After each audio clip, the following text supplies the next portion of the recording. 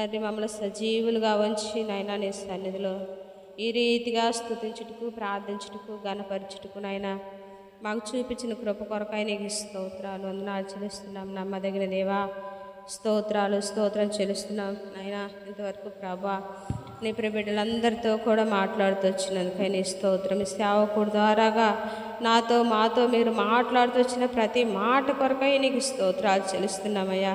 నమ్మదగిన దేవా స్తోత్రాలు తండ్రి. నీ వాక్యం నైనా మా హృదయాల్లో దాచిపెట్టుకున్నట్టుకు సహాయంను దయచేయమని వేడుకుంటున్నామయ్యా. నీకు స్తోత్రం.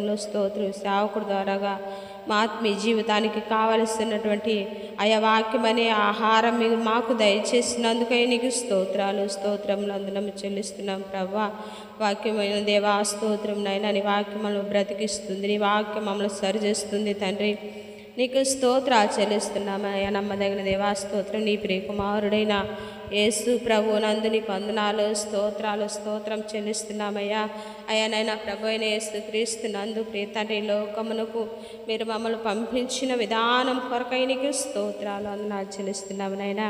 అయ్యా నీ చిత్తాన్ని నెరవేర్చు వారంగా మేము ఉండుటకు అయ్యా మీరు చూపించిన కృప కొరకై నీకు స్తోత్రం నాయనా నీకు వందనాలు. నీ చిత్తాన్ని నెరవేరుస్తూ అయ్యా నీ కొరకు మేము జీవించే భాగ్యం నాకు దయచేయమని వేడుకుంటున్నామయ్యా.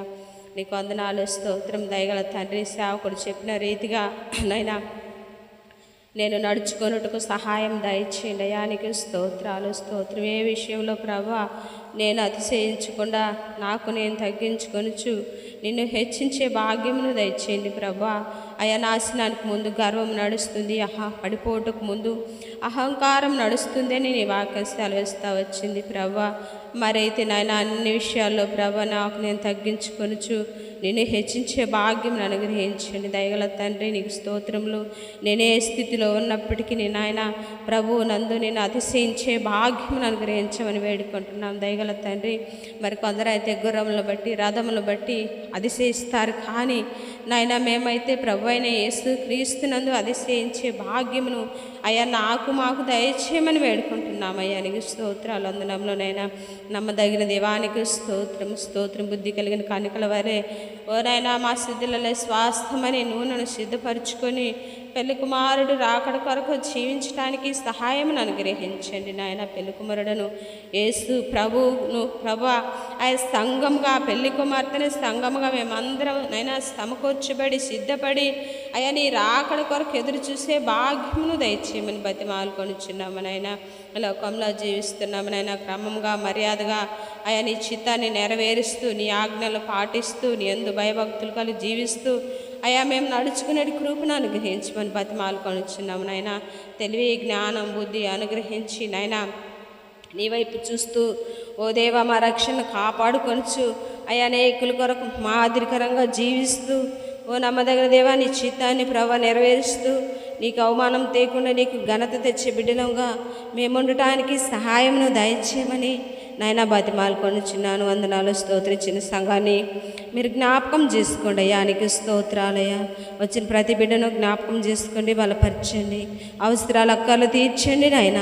అయ్యా నీ సన్నిధికి అనేకులు రాలేకపోతున్నారు దయగల తండ్రి. నీ చిత్తంలో నడిపించండి, బలపరచండి, వారి రక్షణ కాపాడుకున్నట్టుకు కృప చూపించండి తండ్రి. నీ సేవకుడు చెప్పిన మాటలు అమూల్యమైనవి నాయన, విలువైన మాటలు ప్రభా. నీకు వందనాలు స్తోత్రం నా ప్రభా. నీ మాటలు ప్రభ మా హృదయాల్లో దాచిపెట్టుకుని సహాయం చేయనైనా.